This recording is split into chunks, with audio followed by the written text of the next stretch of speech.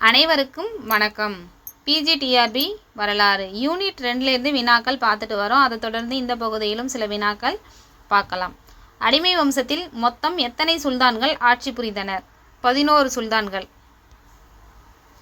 கில்ஜி மரபை தொடங்கியவர் ஜலாலுதீன் கில்ஜி. ஜலாலுதீன் கில்ஜியின் இயற்பெயர் மாலிக் பெரோஷ். கில்ஜி வம்சத்தின் ஆட்சி காலம் 1690லேருந்து 1320. தென்னிந்தியாவின் மீது படையெடுத்த முதல் சுல்தான் அலாவுதீன் கில்ஜி.